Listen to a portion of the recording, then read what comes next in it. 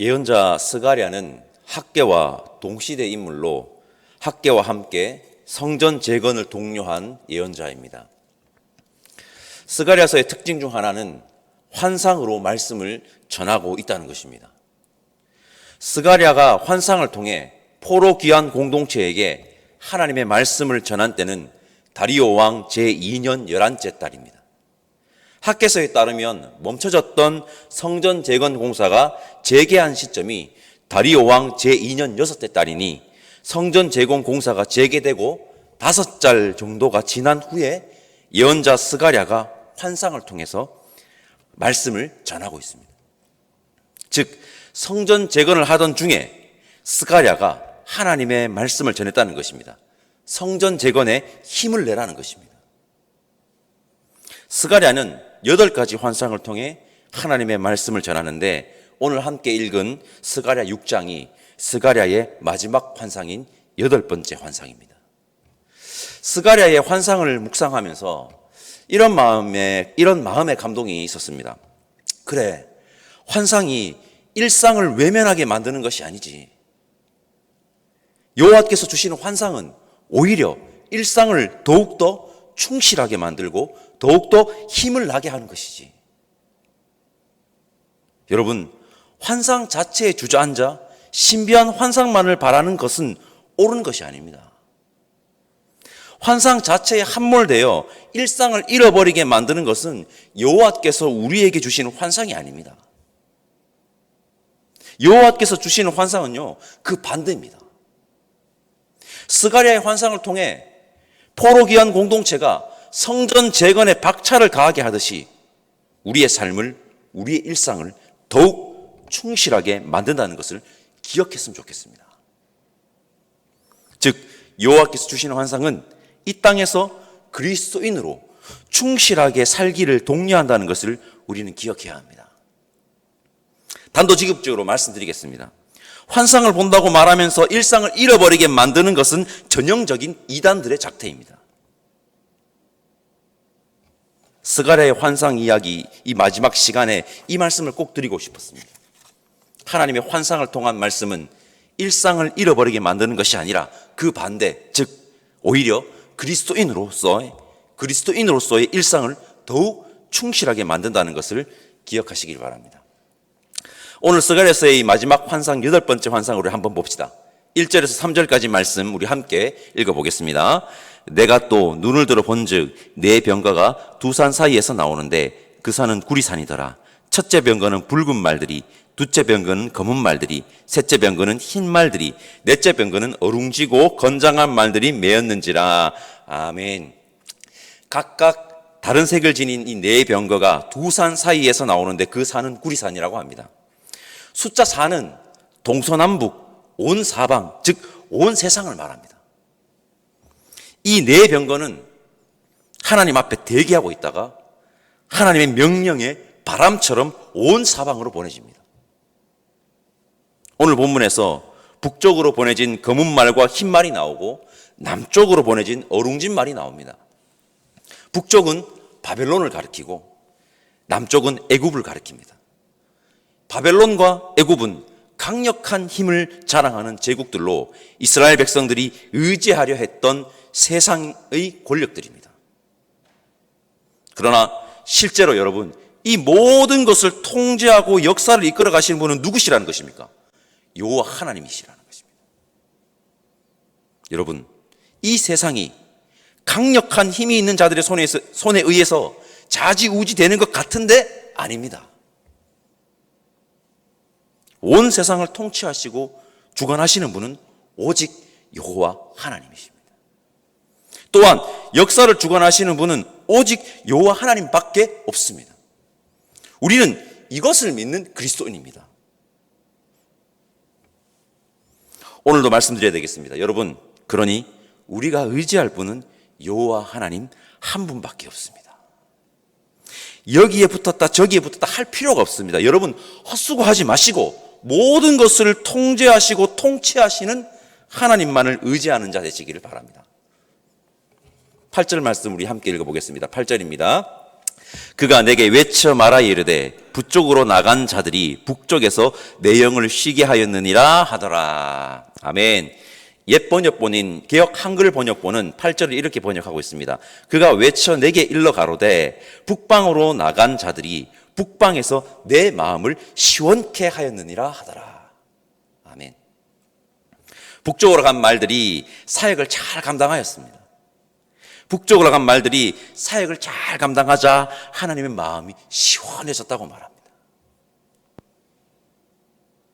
여러분, 우리 역시 우리에게 주어진 사명을 잘 감당하여서 하나님의 마음을 시원케 하는 자들이었으면 좋겠다는 생각을 해보았습니다. 우리도 하나님이 맡겨주신 사역을 잘 감당하여 하나님의 마음을 시원하게 하는 자들이 됩시다. 북쪽으로 간 말들이 사역을 잘 감당했다는데 우리가 해야 할 일이 없지 않습니까? 라고 생각하실지 모르겠습니다. 아닙니다. 저는 오늘 스가랴 6장 말씀 중에서 10절과 11절 말씀이 너무너무 중요하다고 생각합니다. 10절과 11절 말씀 우리 함께 읽어보겠습니다. 사로잡힌 자 가운데 바벨론에서부터 돌아온 헬데와 도비야와 여다야가 스바냐의 아들 요시아의 집에 들어갔나니 너는 이날에 그 집에 들어가서 그들에게서 받되 은과 금을 받아 면류관을 만들어 요사닥의 아들 대제사장 요서의 머리에 씌우고. 아멘. 여러분, 바벨론에서부터 헬데와 도비야와 여다야가 성전 재건이 한창인 예루살렘으로 돌아와서 스바냐의 아들 요시아의 집에 들어갔습니다. 그들은 바벨론에서 은과 금을 가지고 와서 성전을 재건하는 일에 협력을 합니다. 10절에서 나오는 장면, 북쪽 바벨론에서부터 돌아온 세 사람, 이들의 돌아옴과 협력이 북쪽으로 간 말들의 사역의 성과 중 하나라고 저는 보고 있습니다. 여러분, 하나님이 역사하신 부분이 있습니다. 우리의 영역 밖의 일입니다. 우리의 영역 밖의 일이 있습니다. 이것은 우리가 어찌하지 못합니다. 그리고 이게 중요합니다. 우리가 움직여야 하는 부분이 있다는 것입니다. 바벨론에서부터 돌아온 세 사람, 그들이 먼 길을 와서 지금 성전 재건의 현장에 큰 힘과 도움으로 협력하고 있습니다. 우리가 움직여야 하는 부분이 있다는 것입니다. 저는 확신하건대 바벨론에서 돌아온 이 세 사람과 그들을 맞이하고 그들과 함께 성전 재건에 협력한 예루살렘의 사람들의 이 사역의 모습을 보고도 하나님의 마음이 시원해졌을 것이라고 확신합니다. 내 말들, 즉 하늘의 내 바람입니다. 분명 하나님의 역사이고 하나님의 모든 역사를 이끌어 가십니다. 또한 하나님의 그 역사로 인해 우리가 움직여야 하는 부분이 있습니다. 하나님의 사람들이, 주의 백성들이 감당해야 할 사역이 있다는 겁니다. 하나님의 역사를 통해 우리가 감당해야 할 움직임, 그 움직임을 감당하는 하나님의 백성들 되시기를 간절히 바라며 그 움직임으로 하나님의 마음을 시원케 하는 저와 여러분들 되시기를 다시 한번 소망합니다. 12절 말씀 읽어보겠습니다. 12절입니다. 말하여 이르기를 만군의 여호와께서 이같이 말씀하시되 보라, 싹이라 이름하는 사람이 자기 곳에서 돋아나서 여호와의 전을 건축하리라. 아멘. 싹이라 이름하는 사람이 자기 곳에서 돋아나서 여호와의 전을 건축한다고 합니다. 싹이라 이름하는 사람이 누굴까요? 1차적으로는 당시 지도자였던 스룹바벨입니다. 그러나 스가랴가 왜 스룹바벨이라고 콕 찍어서 지칭하지 않고 싹이라고 했는지 우리는 집중할 필요가 있습니다. 여러분, 싹이라 이름하는 자는요, 예수 그리스도의 예표입니다. 아주 작고 보잘것없어 보이는 이 싹이 거룩한 성전이 되어서 모든 이들을 시게 할 것입니다. 이것이 예수 그리스도의 사역의 궁극적인 목적입니다. 저는 여기서 멈추면 안 된다고 생각합니다. 그와 동시에 여기서의 싹은 이 땅에서 예수님을 증거하고 보여주어야 할 우리들을 가리키는 것입니다. 아주 작은 싹이지만, 싹이 아주 작잖아요. 아주 작은 싹이지만, 아주 작은 우리들이지만 자기 곳에서, 바로 우리가 살아가고 있는 우리의 삶의 현장에서 싹을 틔워서 예수님을 증거하는 삶을 살아가는 우리들, 그렇게 성전을 재건해야 하는 우리들을 가리키고 있는 것입니다. 여러분, 우리 하나님은 온 땅의 통치자이시며 역사의 주관자이십니다. 그분께서 여러분 지금도 역사하십니다.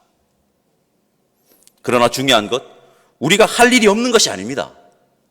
하나님의 역사 가운데 바벨론으로부터 돌아온 자들과 그들을 통해 협력한 자들의 움직임을 보십시오. 하나님 그 역사 속에서 우리는 우리가 해야 할 움직임, 사역과 사명이 있습니다. 그 사역과 사명을 잘 감당함으로 하나님의 마음을 시원케 하는 자들이 됩시다. 그렇게 자기가 있는 곳에서 싹을 틔워 예수님을 증거하는 삶을 살아가는 자들, 즉 성전을 재건하는 자들이 바로 우리들이기를 간절히 소망합니다. 성도 여러분, 오늘도 우리 성전을 재건하는 하루 되시기를 바랍니다. 기도하겠습니다. 사랑의 하나님, 감사합니다. 하나님의 전적인 역사를 믿습니다. 또한 우리가 감당해야 할 사역과 사명들이 있음 또한 고백합니다. 하나님의 마음을 시원케 하는 자들이 되기를 원하오니 내가 있는 이곳에서 싹을 틔워 성전을 재건해 나가는 자들이 될 수 있게 성령 하나님 인도하여 주옵소서. 감사드리며 이 땅에 작은 싹으로 오셔서 모든 이들이 거하고도 남을 거룩한 성전이 되신 예수님의 이름으로 기도드립니다. 아멘. 하늘에 계신 우리 아버지의 이름을 거룩하게 하시며 아버지의 나라가 오게 하시며 아버지의 뜻이 하늘에서와 같이 땅에서도 이루어지게 하소서. 오늘 우리에게 일용할 양식을 주시고 우리가 우리에게 잘못한 사람을 용서하여 준 것 같이 우리 죄를 용서하여 주시고 우리를 시험에 빠지지 않게 하시고 악에서 구하소서. 나라와 권능과 영광이 영원히 아버지의 것입니다. 아멘.